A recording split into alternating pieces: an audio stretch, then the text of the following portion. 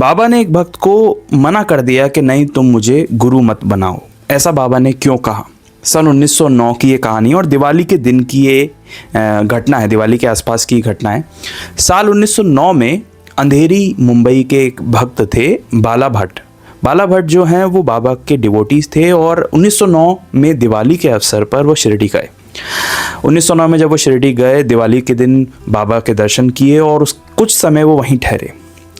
कुछ समय वहीं ठहरने के बाद एक दिन अचानक 8 बजे के बाद वो बाबा के दर्शन करने गए। उनके मन में काफ़ी समय से ये इच्छा रही होगी कि बाबा के दर्शन के साथ साथ मैं बाबा से उपदेश भी ले लूं। बाबा के सामने द्वारका माई में बैठ गए वो जाकर और बाबा से वो कहते हैं कि बाबा, आप मुझे उपदेश दीजिए और मुझे पर कृपा करके आप मेरे गुरु बन जाइए।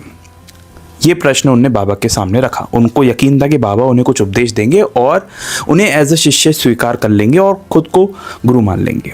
लेकिन बाबा ने यहाँ पर कुछ अलग ही बात बताई जो सुनने लायक है। बाबा ने कहा कि बाला भट्ट, तुम ऐसा मत सोचो, क्योंकि ज़रूरी नहीं किसी हर एक व्यक्ति को इस जन्म में उनको उनका गुरु मिल जाए, और ये भी आवश्यक नहीं कि हर व्यक्ति को गुरु की आवश्यकता है, क्योंकि हर व्यक्ति के अंदर वो सारा का सारा ज्ञान है जिसको वो ढूंढ रहा है।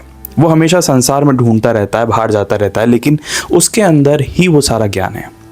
जो व्यक्ति करता है वही वो व्यक्ति बढ़ता है।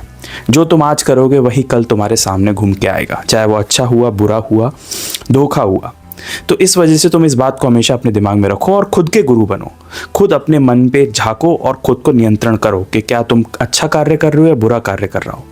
गुरु की तलाश करना बंद करो। ये बात बाबा ने बाला भट्ट से कही और बाला भट्ट को ये बात समझ में आई कि बाबा ने यहाँ पर एक बात समझाई है कि अगर हम सिर्फ नाम के लिए गुरु की तलाश करेंगे तो गुरु नहीं मिलेगा। लेकिन एक बात तो तय है, गुरु मिलना ना मिलना ये तो हमारे भाग्य पर ही संभव है, हमारे भाग्य पर ही भाग्य ही हमारा डिसाइड करेगा। लेकिन एक चीज़ तो हर व्यक्ति के पास है, वो है उसका अंतर्मन।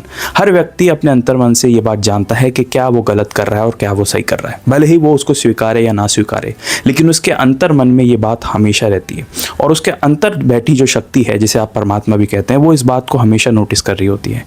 तो बाबा का ये आदेश उसके लिए था कि अपने अंतर्मन में झांको और तुम ये देखो कि तुम क्या गलत कर रहे हो, क्या सही कर रहे हो। अगर तुम सही कर रहे होगे तो वो सही ही तुम्हारे तरफ दोबारा घूम के आएगा, क्योंकि जो तुम करोगे वही तुम भरोगे, जो तुम बोओगे वही तुम काटोगे। तो यहाँ पर बाबा ने यही बात समझाई कि गुरु की तलाश छोड़ो और अपने मन को ही अपना गुरु मान लो और अपने मन में झांक के हर बार देखा करो कि तुम जो भी कार्य करने जा रहे हो वो सही है या गलत है।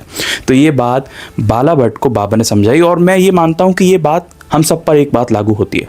आजकल बहुत सारे लोग सिर्फ गुरु की तलाश इसलिए करते हैं ताकि उनको एक नाम मिल जाए, लेकिन वो ये बात भूल जाते हैं कि कर्म की प्रधानता भगवान श्री कृष्ण ने गीता में भी बताई है कि जैसा व्यक्ति कर्म करेगा उसे भरना ही पड़ेगा। और यही बात बाबा कहते हैं कि तुम गुरु की तलाश सिर्फ इसलिए कर रहे हो ताकि तुम स्पिरिचुअली उन्नति करो, बट तुम अपने मन को नहीं देख रहे। अगर तुम सच्चे तरह से अपने मन में झांकोगे तो तुम देख पाओगे कि क्या तुमने सही किया, क्या तुमने गलत किया।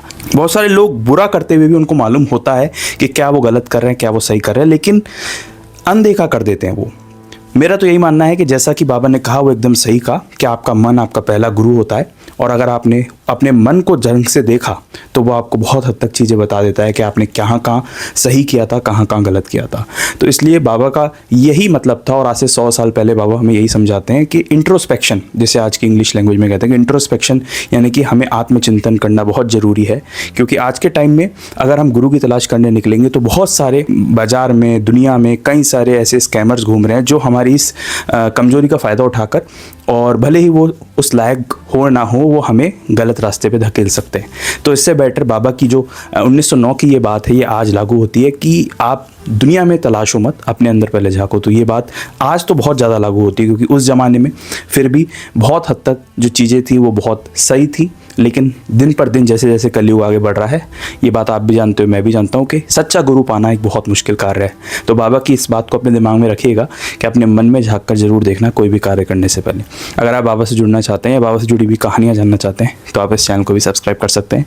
मैं बाबा से जुड़ी हुई या बाबा के भक्तों से जुड़ी हुई वो कहानी पढ़कर आपके लिए लेकर आता रहता हूँ, जिनसे आपको कुछ ना कुछ सीखने को मिलेगा। और मेरा ये मानना है कि हर कहानी आपको कुछ ना कुछ सिखाकर जरूर जाएगी।